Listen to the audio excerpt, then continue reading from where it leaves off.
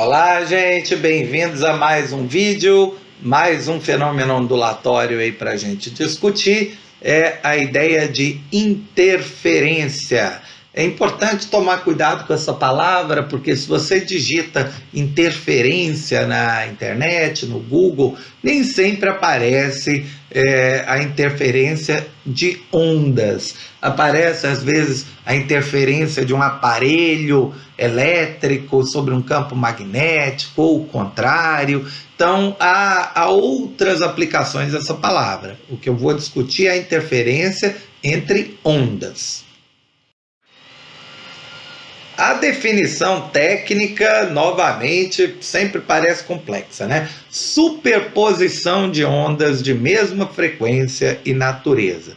Superpor quer dizer colocar sobre, né? Colocar em cima. Na verdade, gente, a gente pode trocar essa palavra aí, superposição, por encontro, tá? Encontro de ondas de mesma frequência e natureza é a definição da interferência. Vamos dar um exemplo. Essa é a situação mais clássica aí. Você tem dois aparelhinhos aí que são colocados para vibrar na água e os dois vão produzindo aí ondas. E repare, né, que as ondas são circulares, né, produzidas por cada um deles, e elas se encontram, né, as ondas produzidas pela vibração do objeto vermelho e pela vibração do objeto amarelo se encontram, ou seja, se superpõem, são colocadas uma sobre a outra, né, no mesmo ponto. Isso é o que a gente chama de interferência. Essa é a figurinha clássica para mostrar esse fenômeno. Aqui a gente tem nessa animação um exemplo adicional.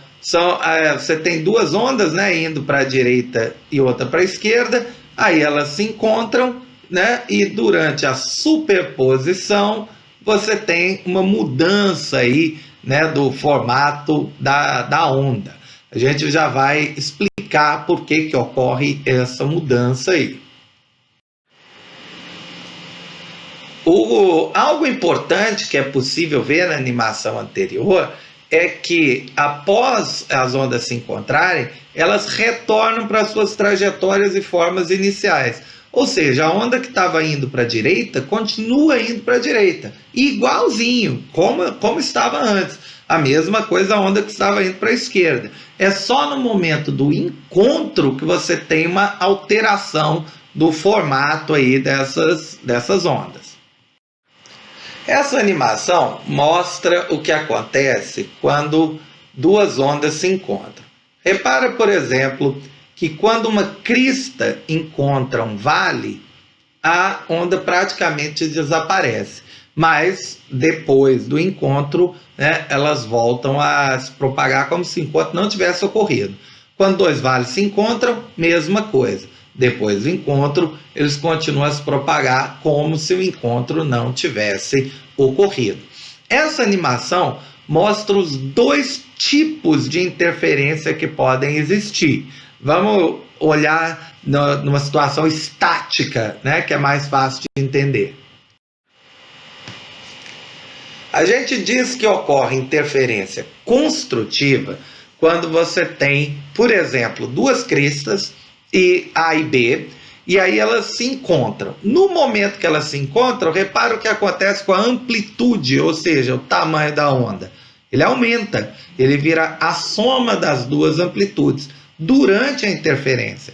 Mas depois da interferência, né, depois que as ondas já se encontraram, elas continuam a se propagar como se nada tivesse acontecido. A onda A continua indo para a direita e a onda B continua indo para a esquerda. É só naquele momento, né, da interferência que que as ondas vão se somar. Na interferência construtiva, as amplitudes se somam e a intensidade da onda fica maior naquele lugar. Se for, por exemplo, o som vai ficar mais forte, né? Um volume elevado. Se for luz, aquele ponto ali vai ficar mais iluminado. É o contrário da destrutiva, obviamente. Quando uma crista encontra um vale, ocorre um cancelamento, né, das ondas. No caso, eu estou mostrando aí uma situação onde as amplitudes de A e B são iguais.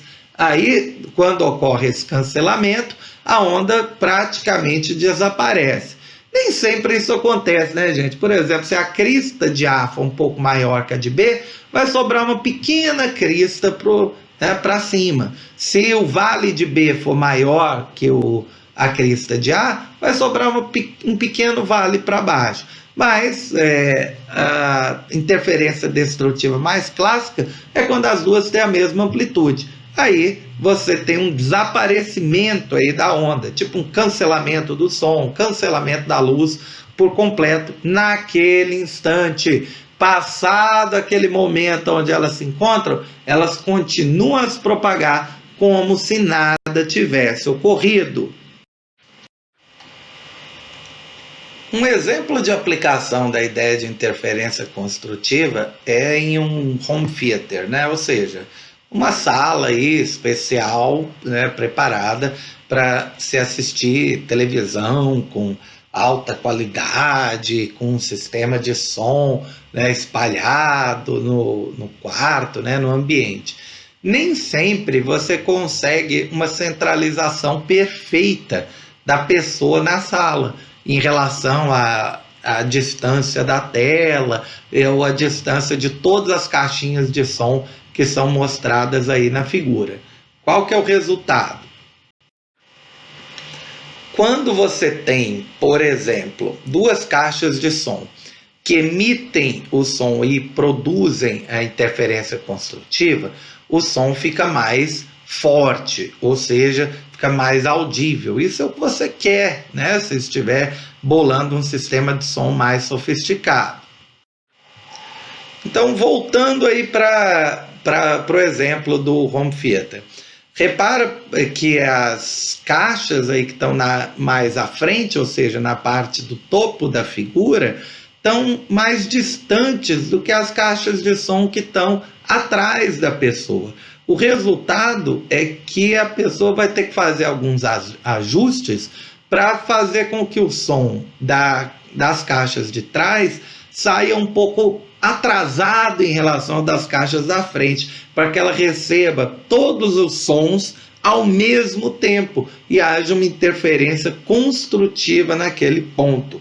Por isso que, né, um cinema ou um teatro é mais difícil de ser projetado, né, porque o projetista tem que pensar, né, que ele vai desejar em quase todos os pontos, né, da sala uma interferência construtiva do som. É claro que é impossível para todos os pontos, mas a ideia seria, né, para você conseguir pelo menos para maioridade aí dos pontos onde, por exemplo, as pessoas irão se sentar. A interferência destrutiva já tem um outro exemplo também bem interessante, que esses fones de ouvido caríssimos, fone de ouvido de R$1.000, um absurdo, mas é porque eles são cheios de tecnologia, né? Que são fones de ouvido de cancelamento do som. O que esses fones de ouvido fazem é que quando chega a onda que vem do ambiente, ela é captada e o fone de ouvido gera uma onda oposta, que está em vermelho aí na figura. Essa onda oposta sofre interferência destrutiva com a onda original, que veio do ambiente. Resultado, você cancela praticamente todo o som exterior e ouve só realmente a música ou podcast que você estiver escutando aí com o fone de ouvido. Há outros exemplos de interferência no cotidiano. Um dos mais bonitos são as bolhas de sabão, mas é um fenômeno bastante complicado aí de explicar, porque envolve interferência em películas finas. Mas se você se interessar, dá uma pesquisadinha na internet, que é bem interessante de como essas cores aí se formam numa bolha de sabão ou numa película de óleo que, por exemplo, esteja caída no asfalto. Então é isso, gente. Por hoje tá bom. Um grande abraço para todos. Até o próximo vídeo.